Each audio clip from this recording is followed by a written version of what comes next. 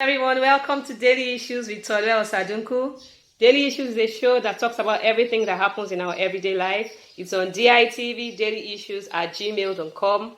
Don't forget to like, comment, subscribe, share, and keep sharing. I appreciate every one of you. Today's topic is termed the game and the players.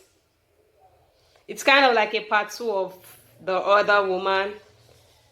The last episode we had a man that was not so rich and not doing so well, and then suddenly when he started making a lot of money, he realized that maybe his wife was not up to level anymore and started keeping side chicks.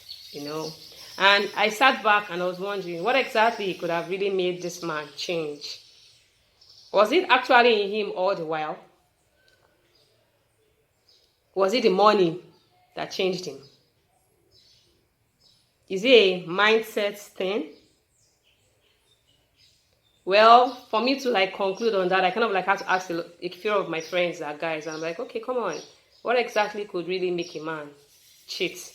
And majority of them, the top of the list was, it's in our nature to cheat, as in men are polygamous in nature. It's just our nature. One particular friend of mine was like, oh, he has high libido, he knows. But you see, his wife to him is the best woman out there, loving, everything you can think about. But she's really not into the sex thing. So for him, what can he do about that? He needs to cool down his body, and he loves his wife. He said it clearly, I love my wife. But for that part, I can't help myself. So of course, the side chick came in, or has come in. And I looked around and I was wondering, and when I now came back to look at it, I now understood that probably also maybe it's actually a mindset thing. It's actually an upbringing thing. That too is also a factor. Let's look at David in the Bible. David was a womanizer. Go back to his son Solomon. Solomon had 1,000 women in his life. The apple does not fall far from the tree. I had a particular friend one day. I was actually with her that day, so it's not like I heard. And she was calling her husband, and his side chick picked up the phone. And when he picked up the phone, she was not even upset. She just told him, please help me tell our husband that he promised to send me one money to buy stuff for the children, and he hasn't sent it. And in my mind, I was like, babe, really? And she was. It was later I just came to understand that, look, this girl came from a polygamous home. Her father had 3 wives. So those kind of things were not new to her, So that was it. And to her, that was fine. It was okay by her, But for some of us that actually grew up in a nuclear family, it's actually very hard for us to understand that, why would a man cheat? Why would he bring in another, woman? Why would we be upset? Suddenly, we now begin to feel, why all those kind of questions. But from everything I've gathered, I just realized your background, your mindsets are the two things that play are the major things that play for a man to actually cheat. Imagine a person that's been growing up all his life and they're telling him, look, it's in our nature to cheat. A man is polygamous in nature. You will not change. You cannot change. There's nothing you can do to change. So even when you are saying A, he's saying whatever he's saying. That doesn't mean he doesn't even love you. Because most of these men, they just do it because it is in them. They have that mindset already. Will we now be the ones? Maybe we need to change our own children's mindset. It's a thought, so we can consider it, because we begin to make them understand that no, this is not the original plan God had. Maybe it's one man, one wife. You can actually bring your libido under subjection.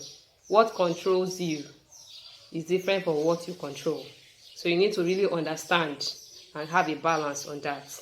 It's all about us having a wonderful place. But to people who have grown up in those kind of homes, you can't blame them. To people who have those kind of mindset, whatever they do, please let us not begin to blame them and fight them. If you are like me, who is a Christian, you can pray. I know most people don't want to hear pray. It's devastating enough. But there are also things you can do. There's a particular tribe in Nigeria.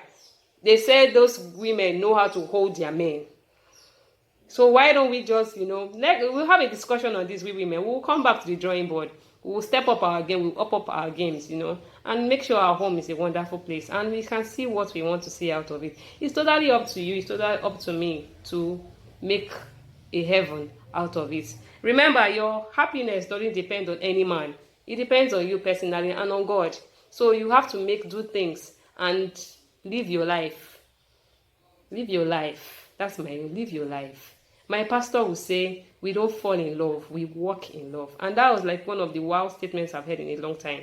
You walk in love. Whatever you're doing should be out of love. And when you love somebody, you will not do many things that you do to that person. You will be intentional about building that person up. Like Joseph, there are men like that, faithful. It's possible. It's only if we can change our mindset. It's only if we can raise the children that we want in the way we want them to see it. God bless you. This is Daily Issues, ditv@gmail.com.